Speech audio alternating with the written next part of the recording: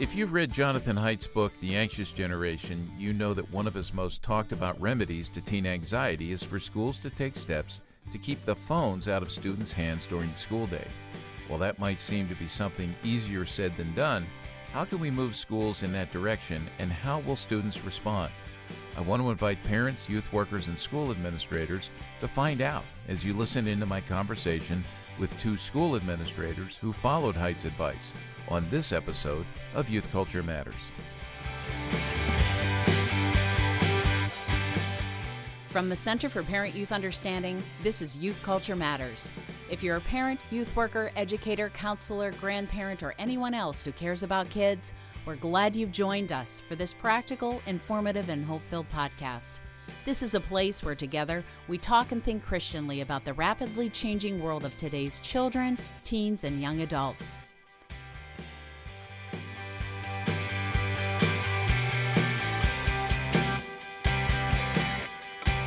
Well, welcome everybody to this episode of Youth Culture Matters. I'm Walt Mueller here at the Center for Parent-Youth Understanding, and sitting, as I always do, across from Chris Wagner, who edits and puts the podcast together. And I would be remiss if I didn't mention, Chris, this is, what is this today? Episode 200. Episode 200. We've done 200 episodes of Youth Culture Matters, and it's been interesting just how the culture has changed since we began doing this a few years ago.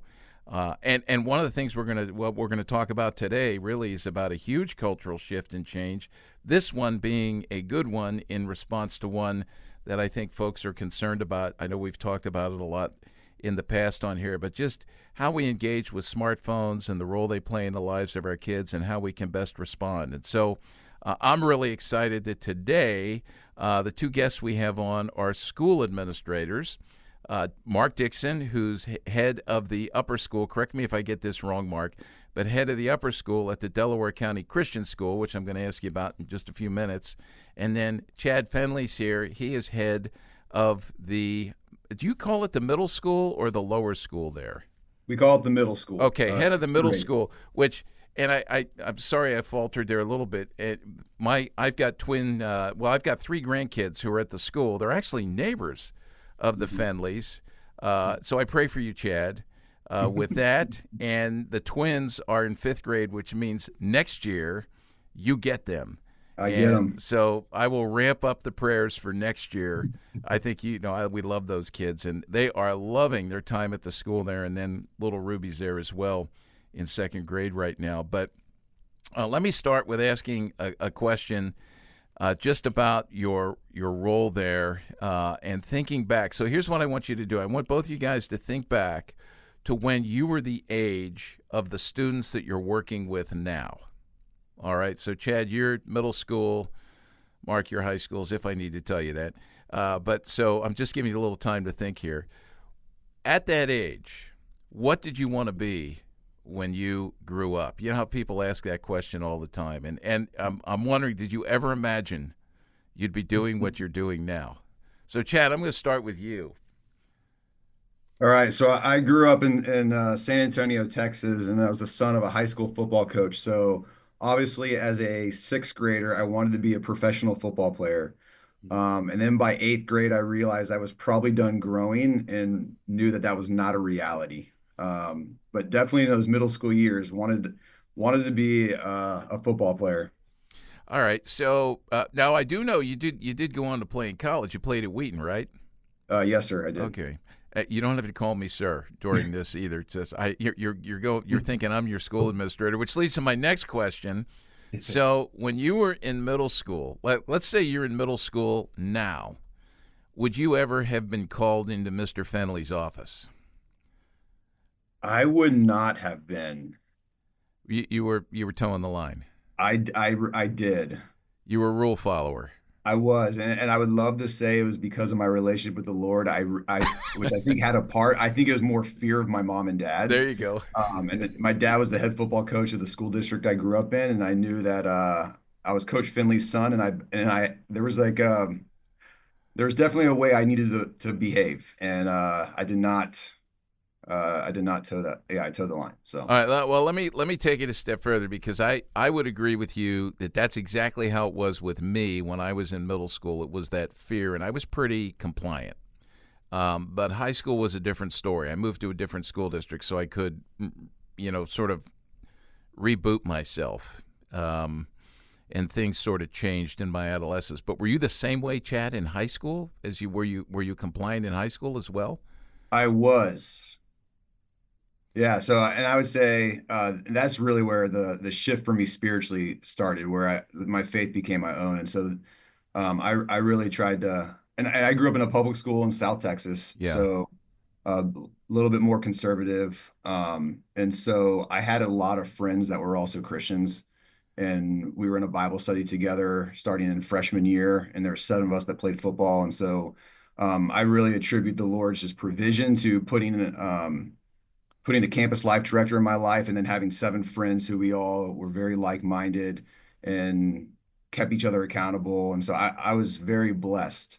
Doesn't mean I definitely wasn't tempted throughout high school, Yeah. but I had a great group of buddies who really, yeah, just doing life with them together was we just kept each other accountable. And we had a great guy who was speaking life and truth to us as a young guy in his 20s.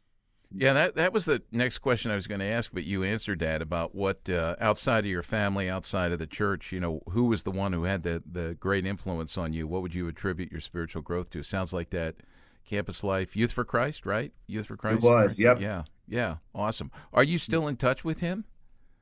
I am a little bit actually. I was just back in Texas for my dad was inducted to our high school's Hall of Fame, and so he's on the school board, so I got to see him and chat with him. Oh, that's awesome. That's great.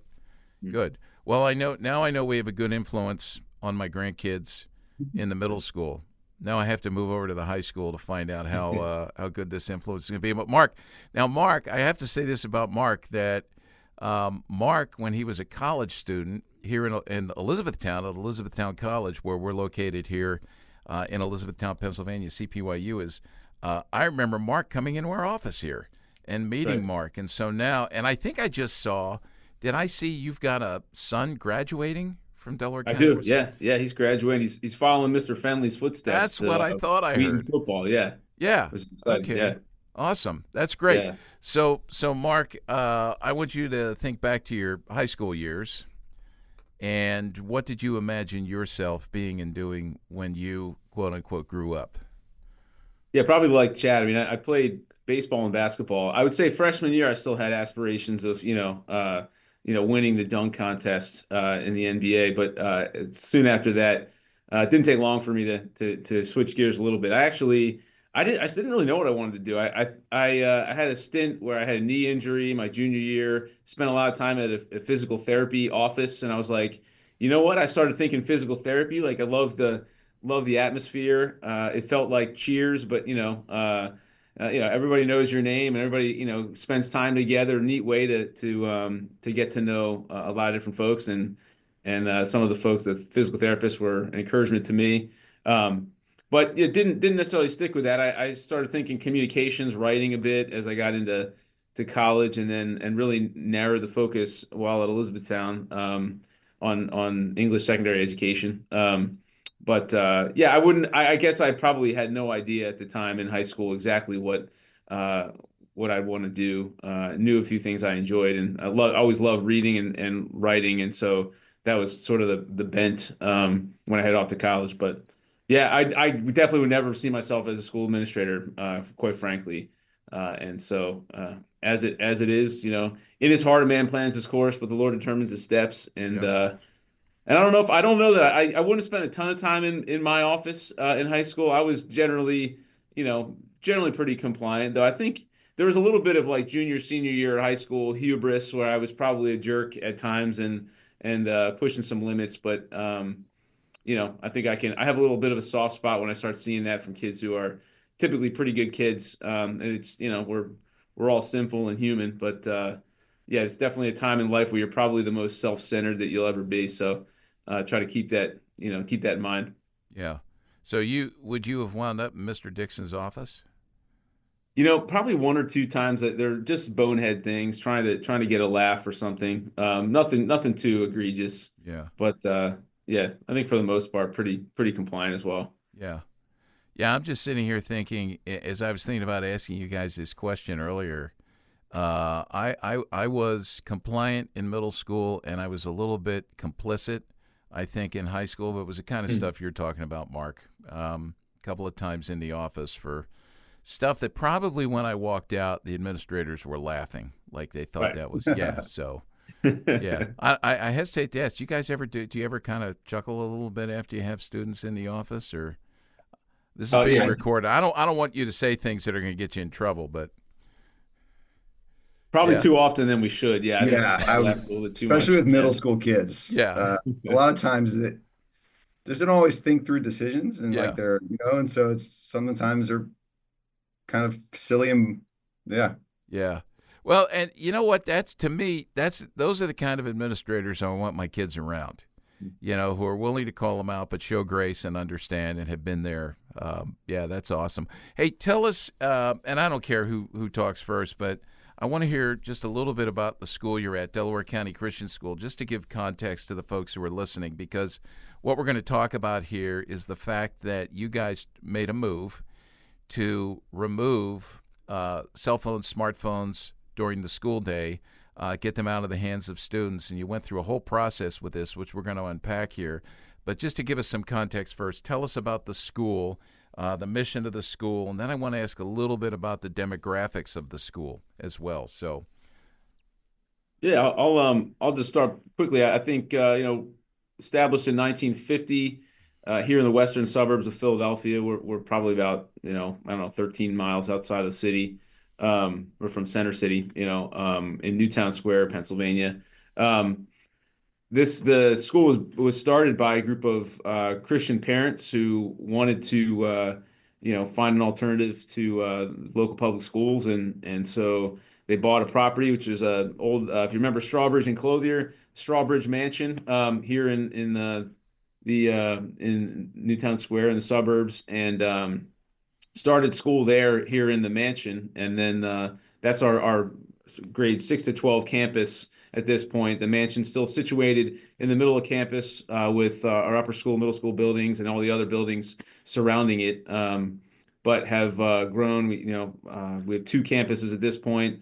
One in Devon, which is about 10 minutes away from here. So that's our 2-year-olds all the way to fifth grade, and then we have on this campus 6 to 12.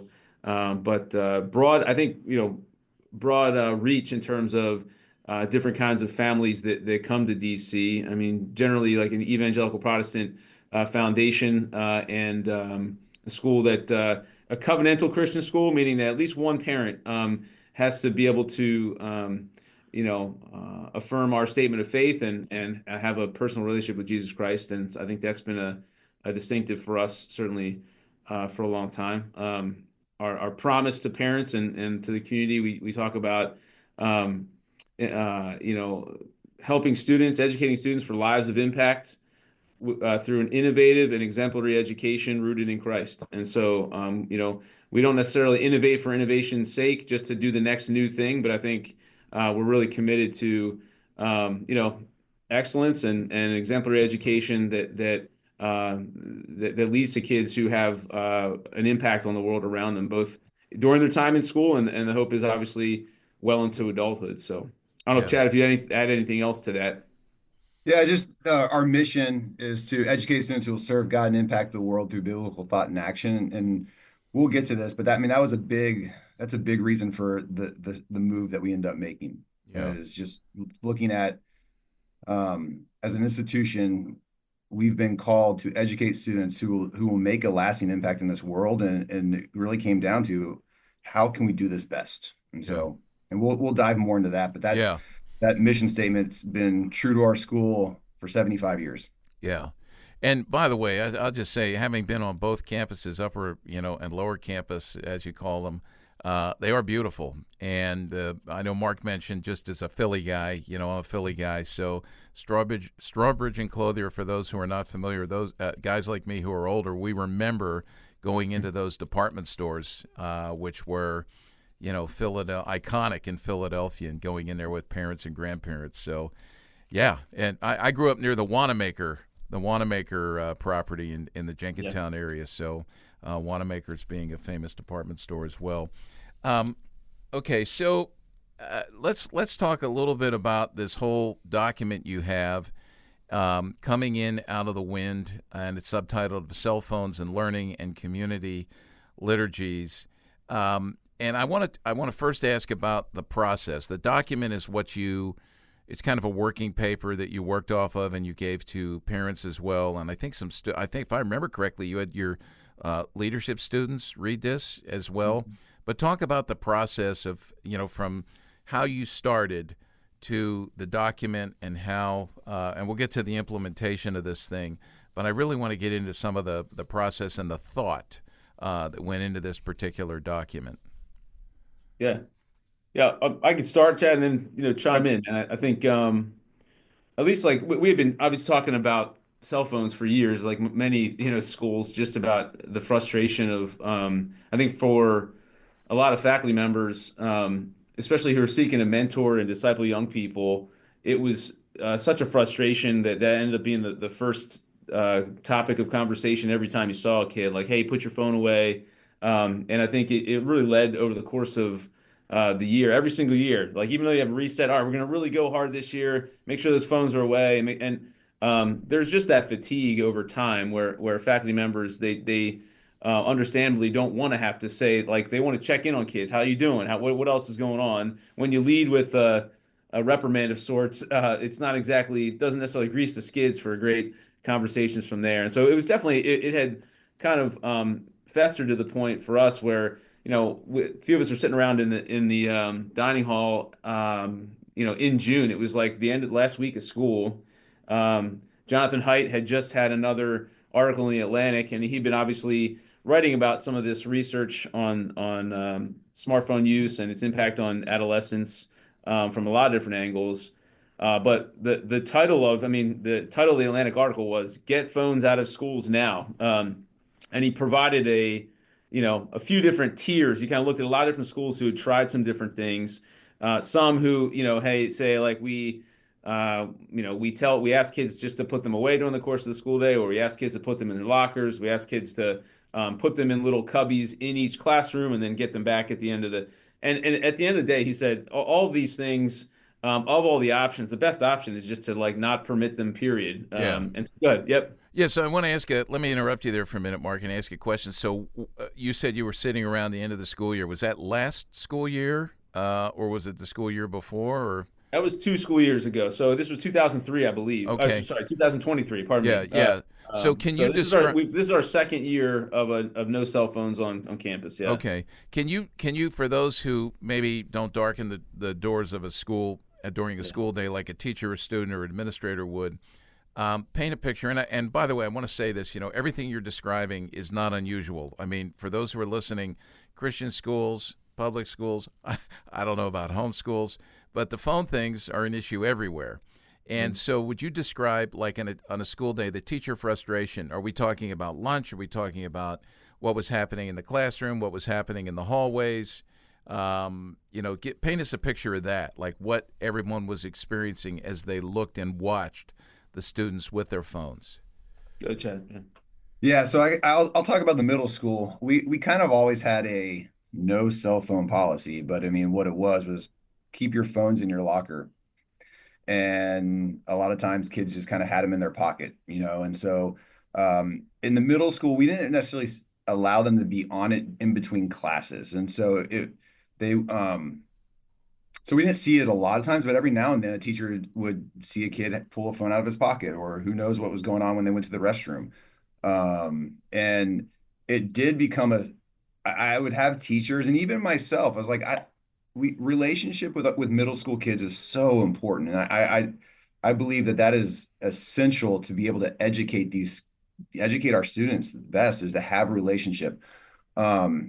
But sometimes when a teacher was like, hey, put your phone away, put your phone away, put your phone away, put your phone away, it can sometimes fracture that relationship, and so but it needed to be done. I mean, it's important that we were having students who are following our policies. But it just became a nuisance and a distraction. And the reality is, even though students might not be on their phone, who knows what's buzzing in their pocket, which is an entire class, and the entire time they're thinking, okay, what am I missing? And then they're not even paying attention to what's going on in the classroom, and so they're not learning, they're not growing. And again, it just went back to like our mission. They weren't. Um, we didn't feel like they were being able to make an impact because of all the distraction. Yeah. Was there any sense of what the students were doing when they were on their phones while they were in school? Was there any knowledge of that? Like, are they? Yeah. Like, where are they? What are they doing with those things? I think a lot of times, I mean, just social media, the notifications and group chat notifications. I mean, that was just kind of incessant. The one thing for me even was actually, part of my career I spent as a middle school principal, and this was even before I came to DC. I remember sitting with it was a sixth grade kid, no, a seventh grade kid actually, who had been sent to my office for something, and we're sitting there talking, and I can hear his phone buzzing like crazy in his pocket. I'm like, Dom, like, who's this? Like, who's? Oh, it's just our whole grade's group chat. And so like constantly kids, throughout the day. So even if some of them are in class paying attention, there's like two or three might be in the bathroom.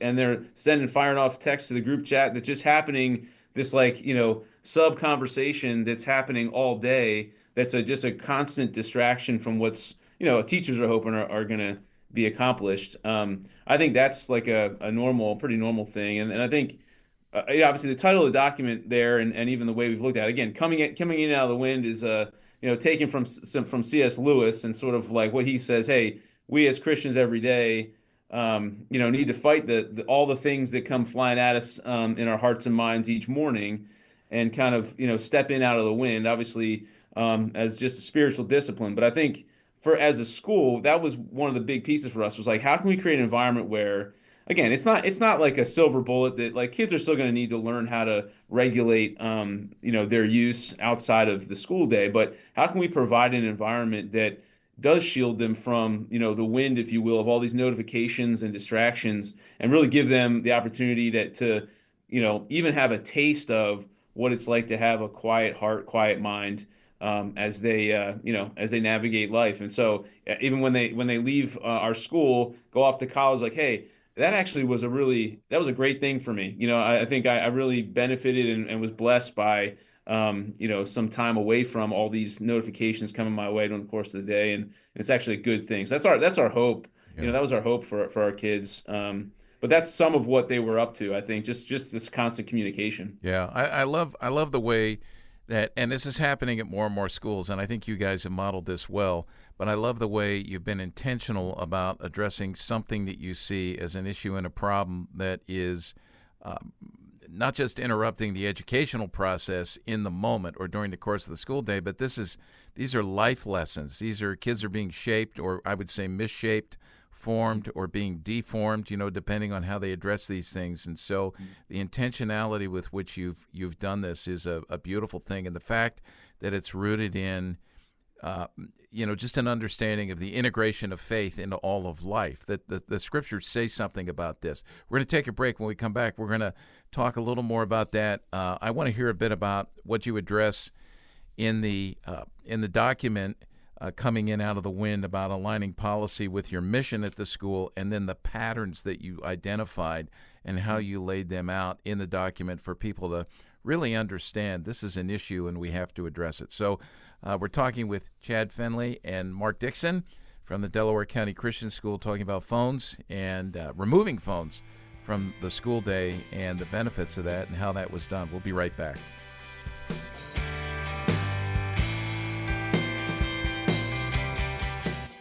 If you enjoy listening to Youth Culture Matters and would like to support the ongoing efforts of this ministry, you can do so by visiting cpyu.org/giving to make a donation.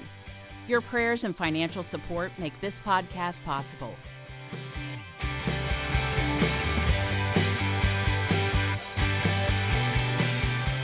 So as we continue our conversation, we've referred to a document that these guys have written called Coming In Out of the Wind. Mark, you actually, I guess, wrote this. You were the primary writer on this. I see a couple of other names at the end. Chad's on there, as well as Dan Steinfeld, who's another guy who we know, who's the head of the school there. We're going to actually share that document. So if folks want to know more about this document, if you go to cpyu.org, find the player for episode 200 and scroll down, Chris Wagner will include a link to that document so that you can download that and read that. The guys have told me they've been sharing that with a lot of other schools right now, and trust me, it is super good, super helpful. So let's talk a little bit about, Chad, during the break you were sharing about this aha moment you had. Do you want to just talk about that again so folks can hear that? Absolutely. So I was just sharing that there's those moments in life where things, like whether it's a big event that happens, you remember exactly where you are and kind of all the details. And that is the same thing that happened to me when I first read Haidt's article that came out in June 6th, Get Phones Out of Schools Now. I had a good friend of mine who's also a parent whose kids are in our school text me and say, have you read this? And I hadn't. So I read it right away.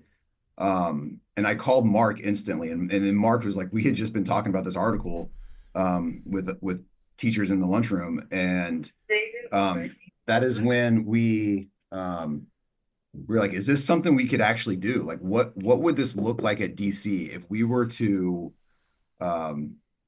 remove the phones from school? And so that really became the beginning of us just brainstorming and talking through like what this would look like. And there was a lot of conviction. I remember Mark and I talking about just the conviction we felt by allowing these devices in our schools and having students just be fighting the distraction. I mean, our mission statement at our school is to educate students who will serve, guide, and impact the world through biblical thought and action. We felt that we just weren't, with these devices, our students, we didn't feel like we could accomplish our mission. Like we were not, we just felt it was a big hindrance to what our mission was and what we promise our families. Yeah. And in the document, let me go to Mark on this since you wrote this, aligning policy with our mission. Chad just mentioned the mission again, which I just think is so admirable what the mission is. I love that. Just integrating faith into life, equipping students for life, lifetime of following Christ. That's my paraphrase of it. That's how I interpret it. But then in this, now who was the document targeted to? Let's start with that and then talk about that segment there where you're building a case for aligning policy with mission.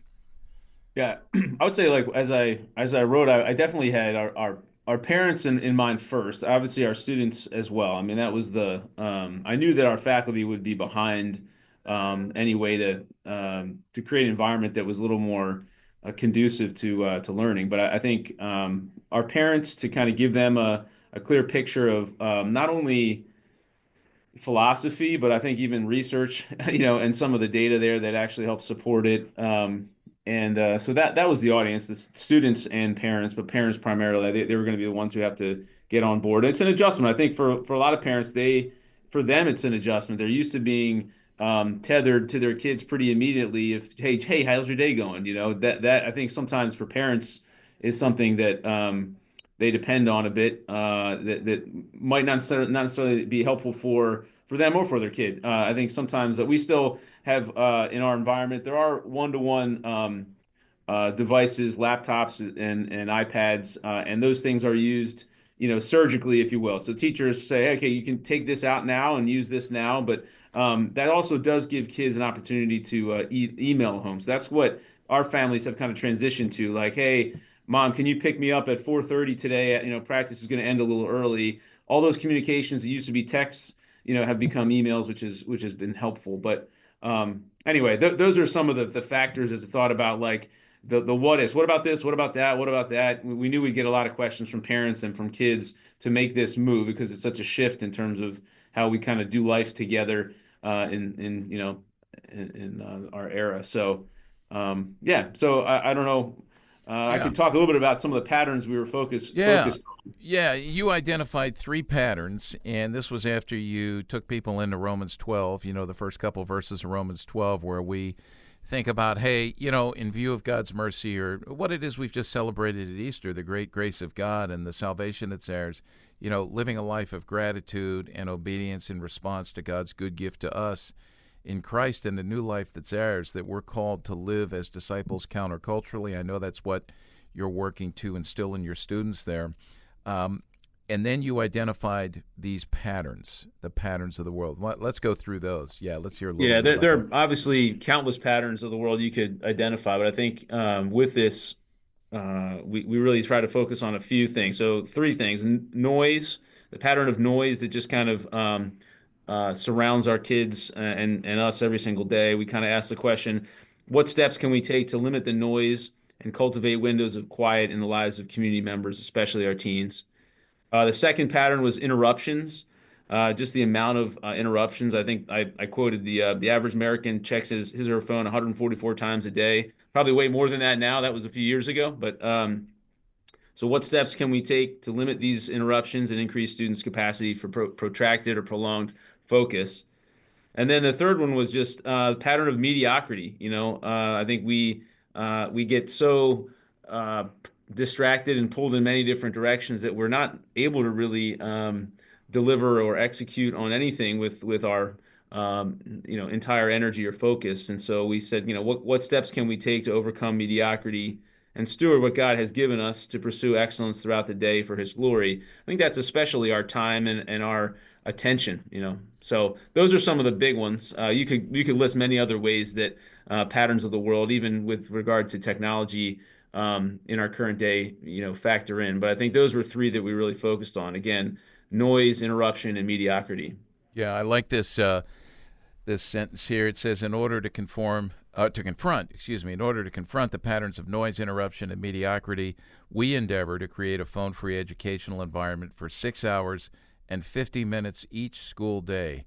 And then it goes on, in order to consistently and convincingly deliver on our mission, we desire to cultivate liturgies of community life in harmony with that mission. I love this. By the way, you get extra points for quoting Lewis and Chesterton. I just thought that was great. So that's some of your English background, right? And some of your That's own right. reading, but brilliant stuff that we need to listen to. I want to ask you about, so when you put this out there, where did this go? Oh, by the way, you also, I would be remiss if I didn't mention, you went into the Surgeon General's advisory on social media and youth mental health, which, by the way, that is just a compelling document. To have the government go that far and not necessarily wait on the data, although a lot of good data is given, I thought that was really, really great. So you put this before parents.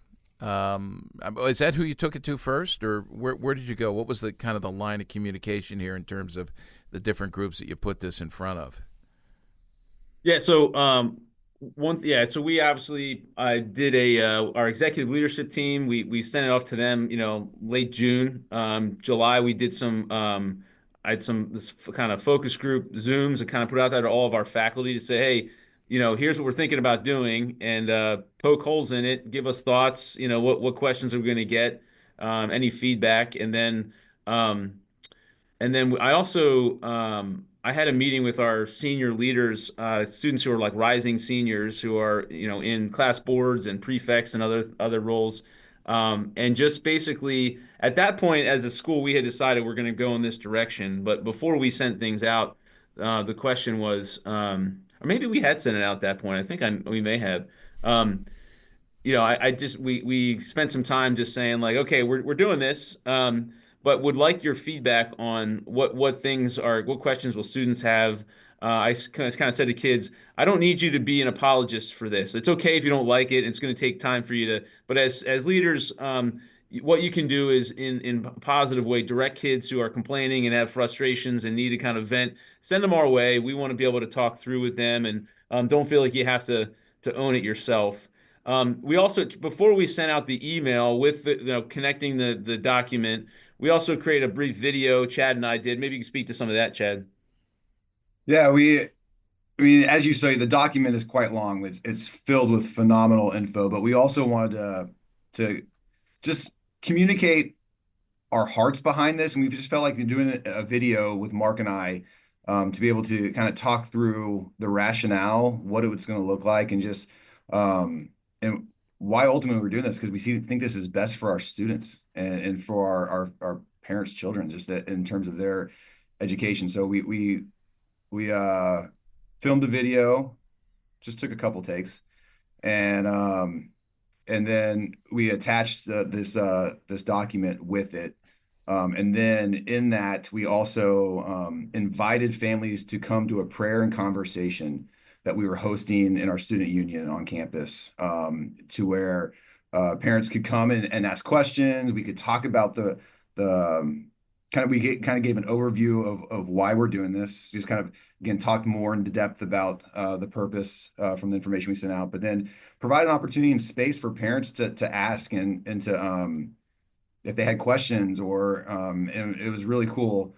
A lot of parents just came, and really all they had to say was thank you. Like they were just grateful.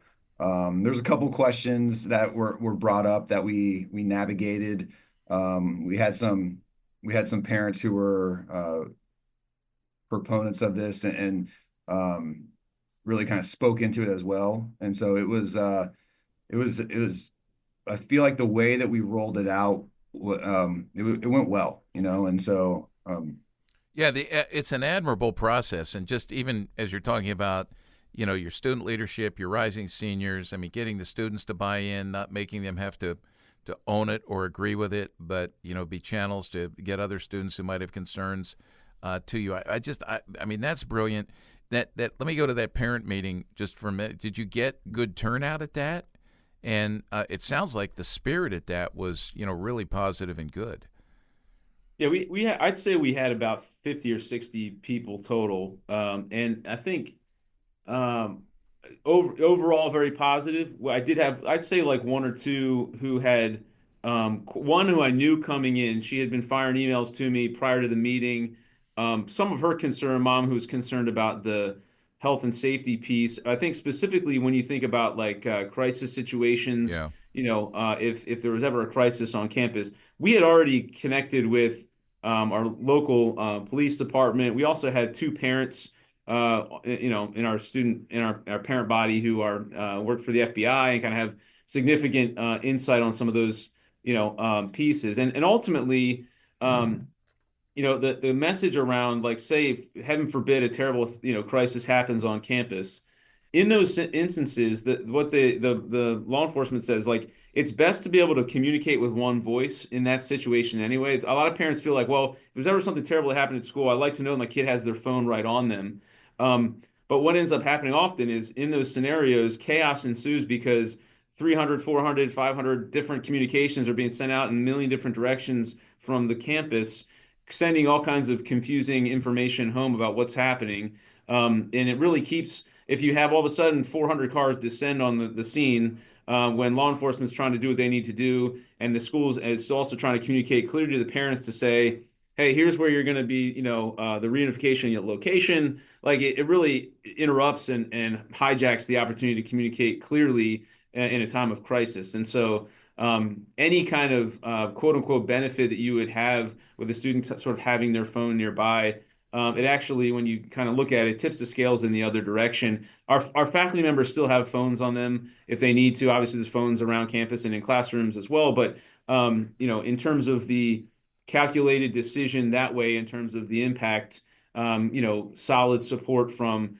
FBI law enforcement around a decision like this, and we still have plenty of means of communication with folks who would be able to be first responders in that instance. So I think that helped. I had that mom who was very concerned. By the end of our conversation that evening as a group, she said, I'm on board. Like, you guys, I appreciate what you guys have shared.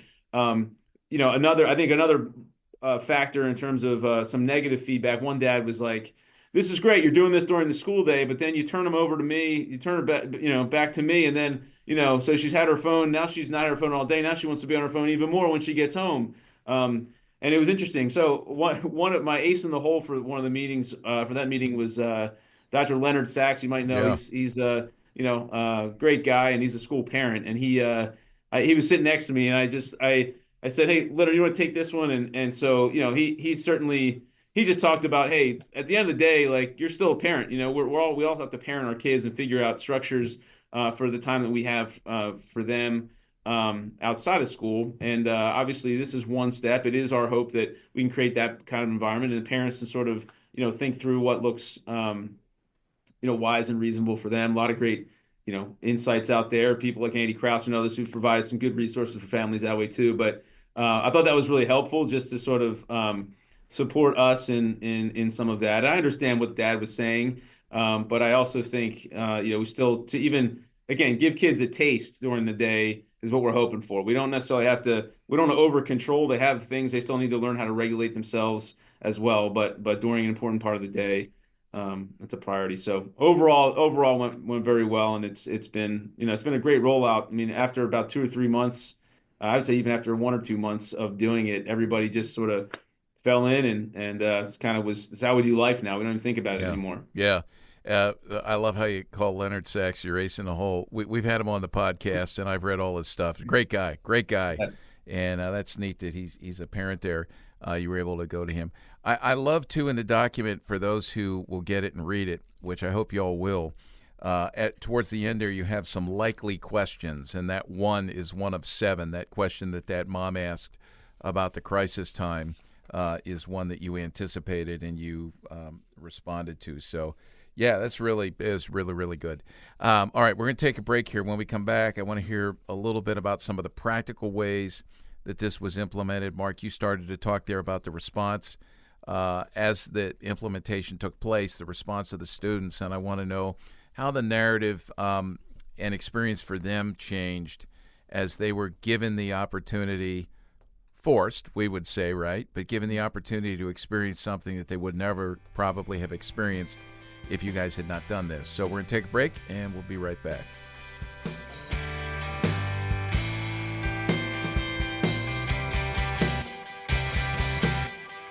Hey there, Youth Culture Matters listeners. We've been told that one of our best-kept secrets here at CPYU is our 1-minute daily podcast, Youth Culture Today. Each and every weekday, we release a new episode that's timely, practical, and hope-filled, all for an audience of parents, youth workers, and anyone else who cares about kids. Here's a sample from one of our recent Youth Culture Today episodes.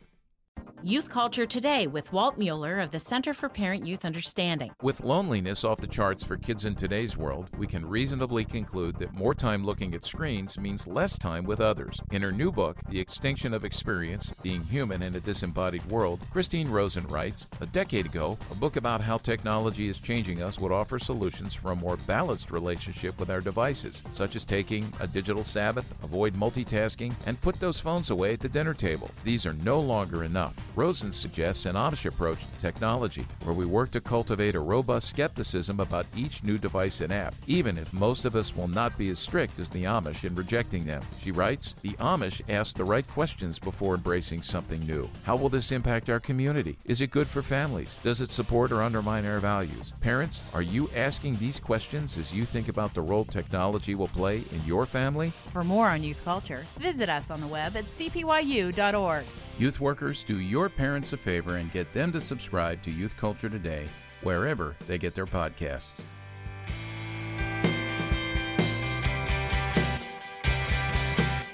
Well, I want to remind everybody again that as we wrap up in this last segment, this podcast, as we do all the time, anything we mention with our guests regarding books or documents or websites or, authors, whatever, we'll include links to that. Chris Wagner will put that up. Again, go to cpyu.org, find the player for this particular episode. It's episode 200 of Youth Culture Matters.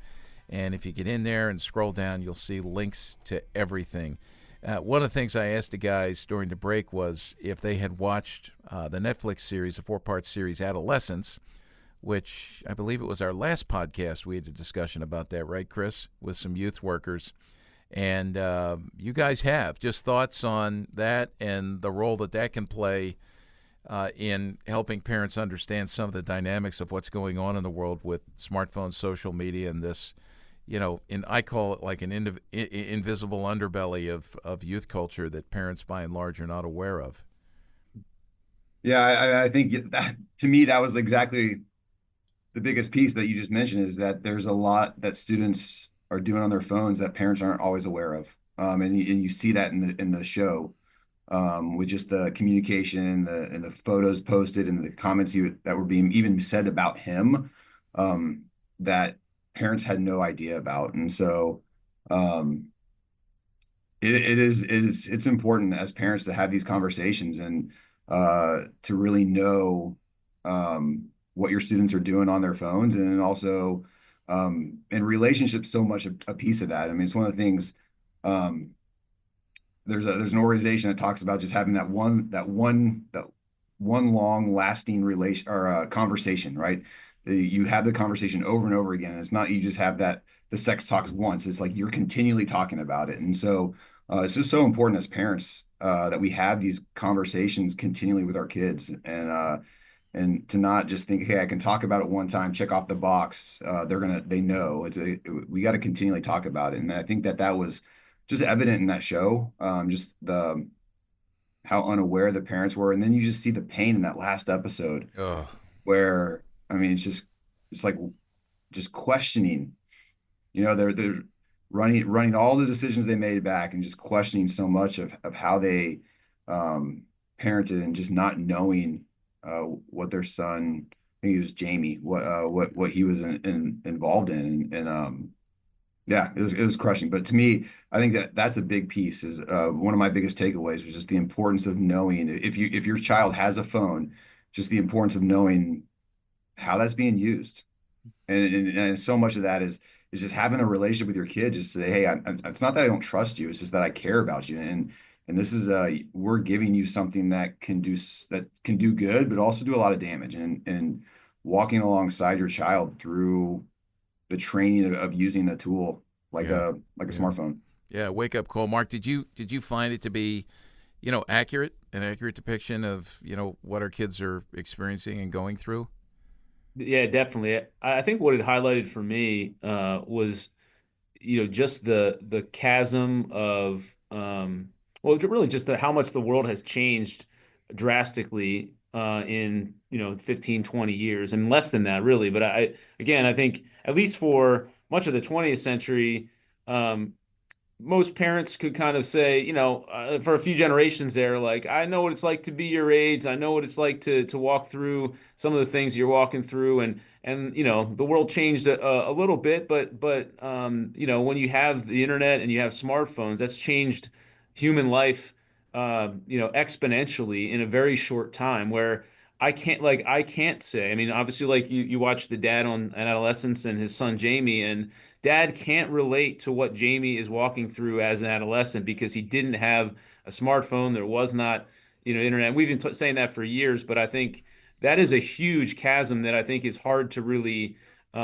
completely articulate or really even understand. That doesn't mean that obviously the truth of universal truths of God's word aren't still applicable, and we can still guide and shepherd. But I think that is one thing that was compelling to me too, is with most things as parents, we're able to both lean on God's word, lean on wise counsel, lean on the Holy Spirit, and also lean on some of our own experience. It's hard in this scenario where we don't necessarily have our own experience in the same, it's similar in some ways, but it's very different in others. And so that's one piece I think that came through loud and clear for me that I think was really resonated. Yeah, yeah. I like what you're saying. This the landscape of can we call it the devil's playground? It's a new playground for evil to exist and bring new temptations and new pressures into the lives of our kids. So let's talk about, now you've instituted this thing. It's going for a while.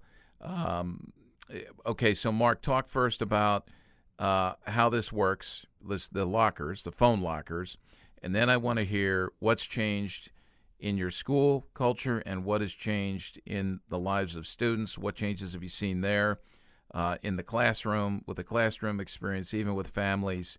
Give us the benefits of the fruit of this decision that you guys have made. Yeah, so just implementation.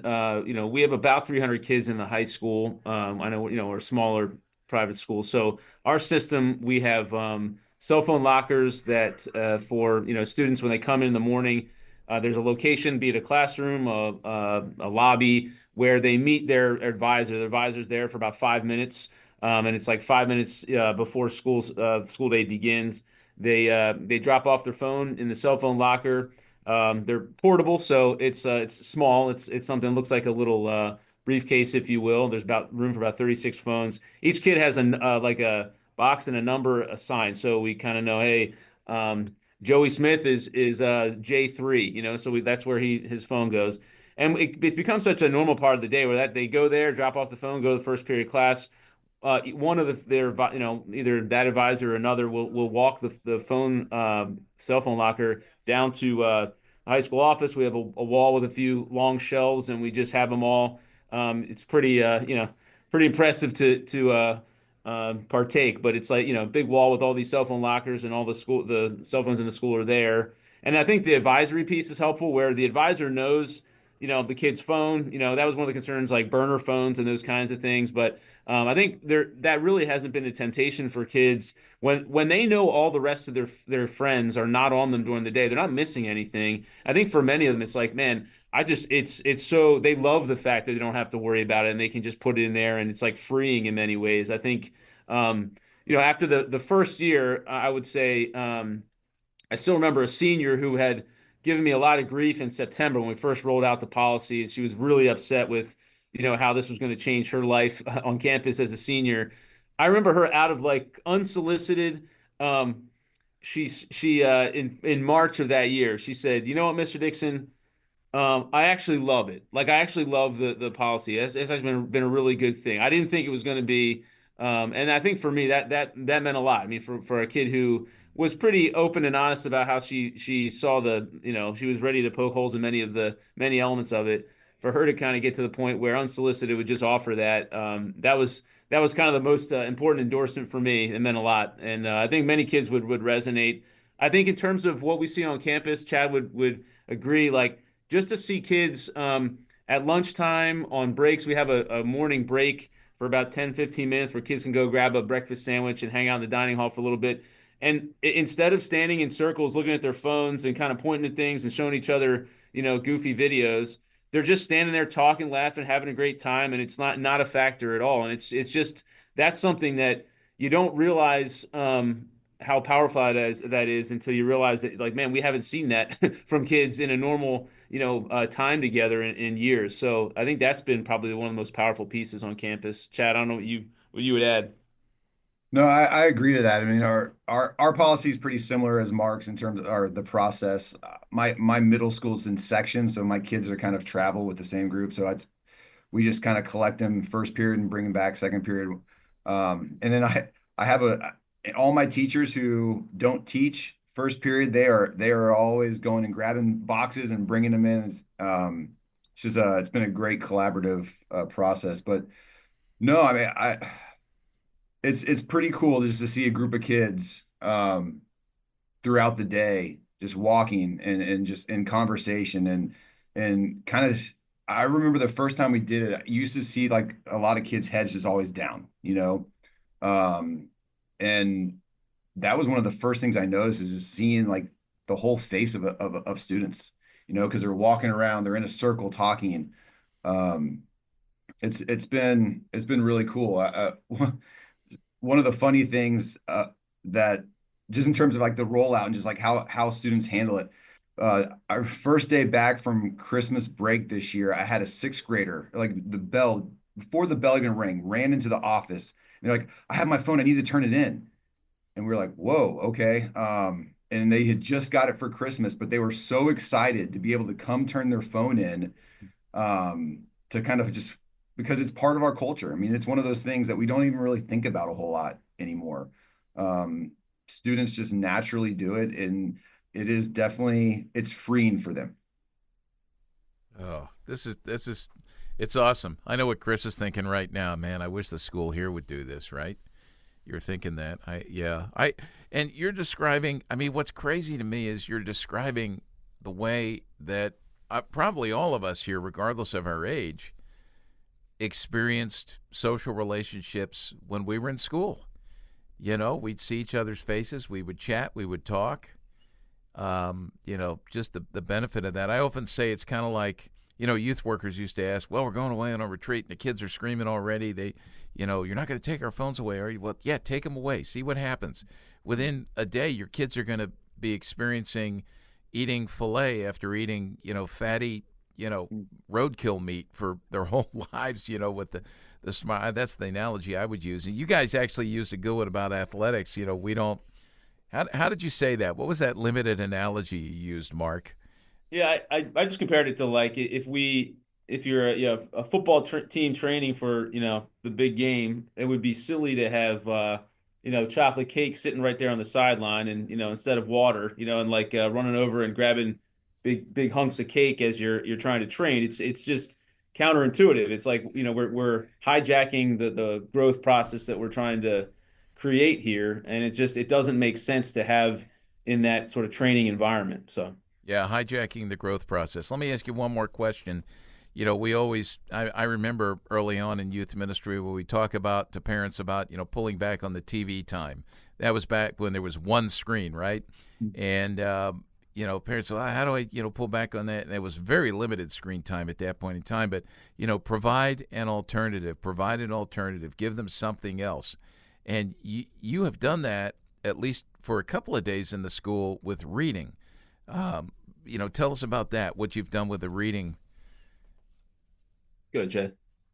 Yeah, so on Mondays and Tuesdays, we had this like 20-minute time that we tried something out a couple years ago, but when we were making this switch to the cell phones, to go back to kind of those community liturgies that we written about in the Coming In and Out of the Wind, is that in our lower school, we have, and you probably heard from your grandkids, the Yep. readathon, right? I mean, Yep. we promote so much reading at our lower school.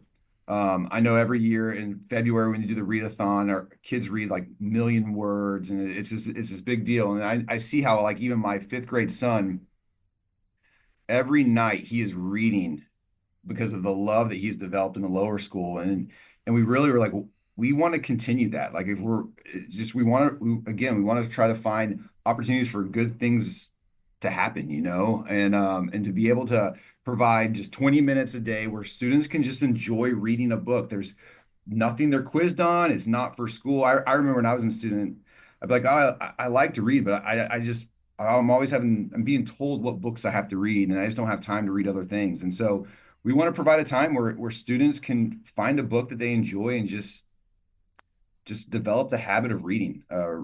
Reading is it's such an important habit, and and just a life skill, just to learn, to read a book, just to learn to read a book and just enjoy a story, helps with creativity.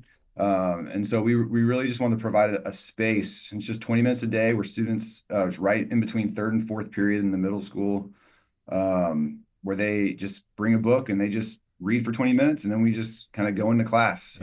Anything they want to read, right? Yeah. Anything they want to read. Yeah. We just Yeah. say it can't be a screen, so no Kindles, no, but we want them just to enjoy reading a book. Yeah. Boy, you guys have been so gracious with your time. I know as school administrators, you've got a lot going on, and we're recording this on a school day for sure. But I'm going to ask you one last question, and I always do this. I'm going to have you address parents, since you do a lot of work with parents. Just from each of you, a sentence or two of encouragement or direction to parents from your perspective related to what we've talked about today. Thank you. I would just say, I mean, I'm saying I have 4 kids myself, so I think even dealing with a lot of teens over the years in my role in schools, I think we are quick to highlight sort of and kind of demonize phones, demonize technology, demonize like the way life is for them anymore. Like it's sort of like, well, if you get like they have no control over the fact that we grew up in a time when we did and things were quote unquote better, right? I think that's important to note. And it's like I think going back to your the point about that Netflix show Adolescence, I think the idea that these kids are carrying heavy burdens of pressure and the anxiety thing that is so much just a part of like the ecosystem that they're a part of, that the world is today. And I think it's especially hard for teens. And so just continue, like, yes, as we get frustrated with our kids in terms of the amount of screen time and those pieces, we want to continue to be proactive. But I think the most important piece is just a lot of grace and a posture of empathy, really empathy for what they are having to navigate. I think sometimes we can just get frustrated with quote unquote the choices they're making, but they don't have many choices right now with regard to some of the, like, again, the heavy winds that are coming their way. And so just, empathy and a little extra grace for the kids, and recognizing that we want to help them carry their burdens. And it is easy to get frustrated, but at the same time, like, I think it's more important for us to continue to like really encourage them, that they do have the ability, capacity to persevere and make good choices, and create space where they can, develop habits of heart and mind that are going to be, lasting and fulfilling in their lives. So anyway, that would be my word, and just as an encouragement. Yeah, so I'm going to read something that I shared with middle school parents at back to school night a few years ago, and I got this. I subscribed to Paul Tripp's email newsletter, and this came from him. So I'm gonna take a time just to read this here. Parents, you want to approach these critical years with hope. It's not a time to head for the bunkers and dread worst case scenarios of total domestic chaos. Instead, this is an opportunity to jump into the battle and move towards your teenager, not run from them. It's an opportunity for engagement, interaction, discussion, and committed relationship. You can approach these years with a sense of purpose and calling. Imagine if every Christian parent, when asked what they do, said, "I'm the parent of a teenager. It is the most important job I have ever had. Everything else I do for a living is secondary. I have never had a job that is so exciting, so full of opportunities. Every day I am needed. Every day I do things that are important, worthwhile, and lasting. I wouldn't give up this job for anything." And to me, that's just our encouragement I'm a parent of 4 kids as well, from 9th grade down to kindergarten. I work with middle school students, and parenting is really hard. Yeah. But it is the most joyful thing I think I've ever done. But it is also the thing that brings me to my knees on a daily basis. And so I think that the biggest thing for parents to know is that that when you're struggling, you're not alone. Yeah. And it is okay to ask for help, and it's okay to ask for guidance, and to do it in community. I know that I've been so grateful for just talking with parents who've been raising kids who are older than me, just to ask advice for. But it is the greatest thing that we get to do, and it's a privilege that the Lord has blessed us with, to be able to raise kids, and especially teenagers, even though the days are really hard. Yeah, and don't blink. I mean, I would say that as a guy who's had 4 kids, now 7 grandkids, and I don't want to blink with them. But and Chad, by the way, his parenting book, Paul Tripp's parenting book, the first one, Age of Opportunity, right?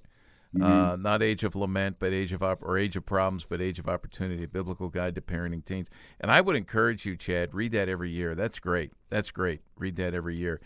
Well, we've been chatting with Mark Dixon and Chad Fenley, 2 guys that I'm glad that my grandkids are under their care, or will be under their care very soon at Delaware County Christian School. Thanks so much for your good work in addressing these issues, for sharing what you've learned and how you address them. And I want to encourage folks, again, get a hold of this. Come to our website. Coming in out of the wind is the document that they shared with parents. These guys penned this, and it's very, very good if your school's looking to find a way to address the issue with phones. So thanks so much, guys. Appreciate Thanks you. Thanks a lot. Thanks for having us. Thank you. Thanks Yes. for all you guys do. Now get back to life with the kids there at the school. So, and everybody who joined us, thanks for listening in to this episode of Youth Culture Matters, and we'll catch you on the next episode. Thanks for joining us for Youth Culture Matters, a podcast from the Center for Parent-Youth Understanding. If you'd like to learn more about today's youth culture, visit our website at cpyu.org. And if you have any questions, comments, or feedback, email us at podcast@cpyu.org.